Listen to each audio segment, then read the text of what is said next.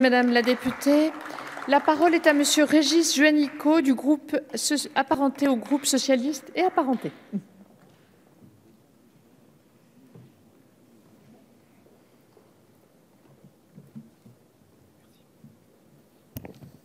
Bien, Madame la Présidente, Monsieur le Ministre,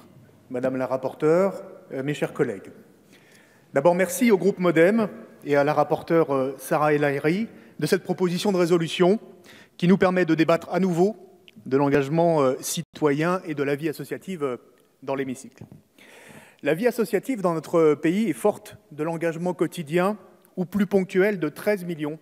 de bénévoles dans un peu plus d'1 million d'associations. Et je veux ce soir, avec l'ensemble de la représentation nationale, en particulier rendre hommage non seulement aux 8000 bénévoles de la Société nationale de sauvetage en mer, et bien évidemment rendre hommage aux 3 marins bénévoles qui ont perdu leur vie au large des Sables d'Olonne la semaine dernière. Cet engagement, nous le devons à la loi du 1er juillet 1901 relative au contrat d'association, l'une des grandes lois de notre République, qui est plus que jamais d'actualité puisqu'il se crée chaque année 70 000 nouvelles associations selon l'étude Recherche et Solidarité. Si la grande majorité des associations, 85% d'entre elles, se reposent sur l'action de leurs seuls bénévoles, ce qui représente tout de même l'équivalent de 680 000 équivalents temps plein, le secteur associatif est aussi très dynamique en matière de création d'emplois pérennes et non délocalisables, avec près de 1,8 million de salariés dans près de 163 400 associations, soit 400 000 salariés de plus que dans le secteur des transports ou de la construction. Ce secteur représente 39 milliards d'euros de salaires distribués en 2017 et 10% des salariés du privé travaillent aujourd'hui dans une association. L'engagement associatif est donc un atout considérable, mais aussi une spécificité qui nous est enviée dans toute l'Europe. C'est un joyau qu'il faut entretenir, une richesse que nous devons préserver et conforter, car elle est fragile. Le monde associatif est aujourd'hui inquiet,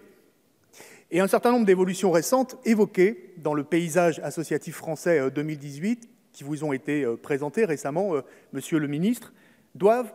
nous alerter collectivement. Inquiétude pour les ressources financières des associations d'abord.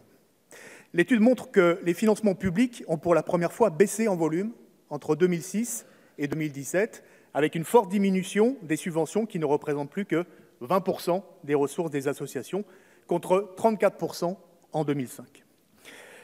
Inquiétude ensuite pour le dynamisme de la générosité publique, qui est indispensable à l'équilibre financier des associations. Selon le baromètre de France Générosité, qui enregistre un tassement du nombre de donateurs, les dons aux associations et fondations sont en baisse significative de 4,2% en 2018, suite aux décisions fiscales du gouvernement sur la CSG et sur l'ISF, alors qu'ils ont progressé de 9% entre 2013 et 2017. Les principaux réseaux associatifs ont eu l'occasion de vous alerter, Monsieur le Ministre, sur les conséquences potentiellement désastreuses d'une fragilisation du mécénat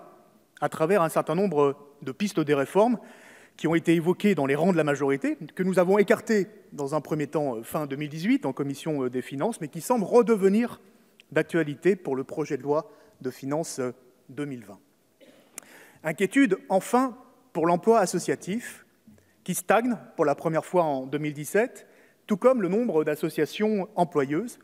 conduisant, comme le souligne Viviane Tchernonog, qui est chercheur au CNRS, à une fragilisation des associations de taille intermédiaire très ancrées dans nos territoires. Ces inquiétudes sur l'emploi associatif, en particulier pour les associations de taille moyenne, surviennent au moment où les associations sont lourdement impactées par les décisions prises depuis le début du quinquennat. La suppression brutale de 80% des contrats aidés en 3 ans, alors même que la dernière note de la DARES souligne un bien meilleur taux de sortie positive vers l'emploi des bénéficiaires de ces contrats, à peu près 50% en 2017, la suppression de l'essentiel des aides financières de la réserve parlementaire, mais aussi la suppression des projets éducatifs de territoire et des temps d'activité périscolaire sur la semaine, remplacés par le fameux plan mercredi, qui a du mal à se concrétiser dans nos territoires, avec là aussi des conséquences néfastes pour l'emploi dans le secteur de l'animation et de l'éducation populaire. Dans le même temps, Comme le souligne la proposition de résolution du groupe MODEM, le gouvernement manque d'ambition pour développer les dispositifs de valorisation et de reconnaissance du bénévolat, comme le compte d'engagement citoyen, qui permet pour tout bénévole qui fait 200 heures dans une association de pouvoir bénéficier de 20 heures de formation,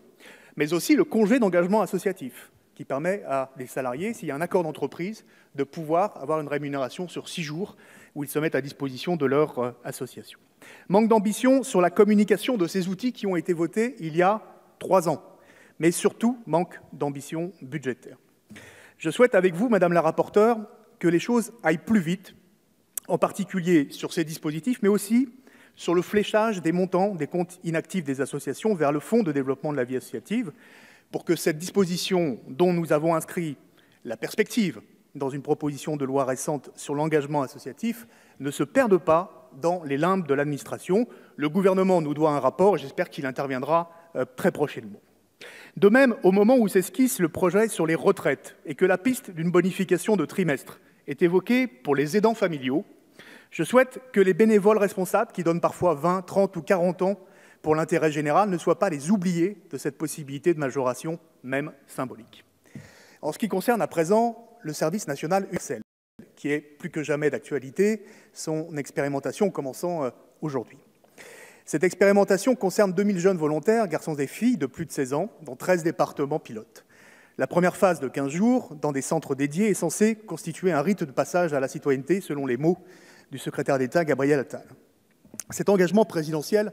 part d'une intention louable, mais dans la pratique, il sera très difficile à généraliser en 2022 et même en 2026. Son coût financier est exorbitant, 1,6 milliard d'euros, qui serait mieux utilisé pour l'accueil et la réussite des étudiants, qui seront 30 000 de plus par an ces 5 prochaines années dans notre pays.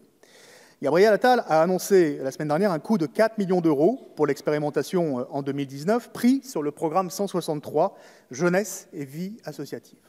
Au détriment de quelles autres actions, Monsieur le Ministre? Et surtout, si on se projette en 2020,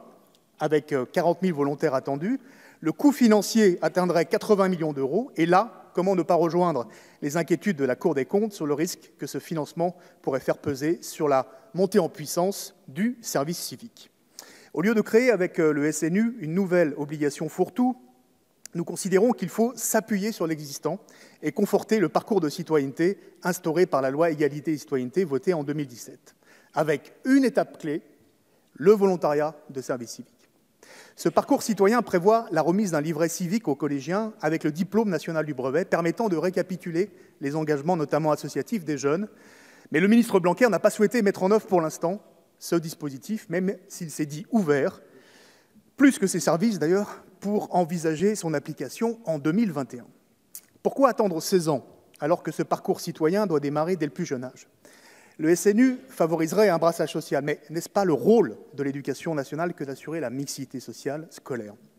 Le SNU permettrait de lutter contre le décrochage. Les missions de lutte contre le décrochage scolaire, en lien avec les partenaires de l'éducation nationale, mènent déjà un travail de prévention efficace. Je rappelle que le nombre de décrocheurs scolaires est passé de 130 000 à 90 000 en 5 ans, grâce à une détection précoce du décrochage avant 16 ans. Le gouvernement pense également au SNU pour réaliser des bilans de santé, mais ils sont déjà obligatoires à l'âge de 12 ans dans le cadre de la médecine scolaire en 6e et restent à compléter, je le reconnais, par un second bilan en classe de 3e avant 16 ans.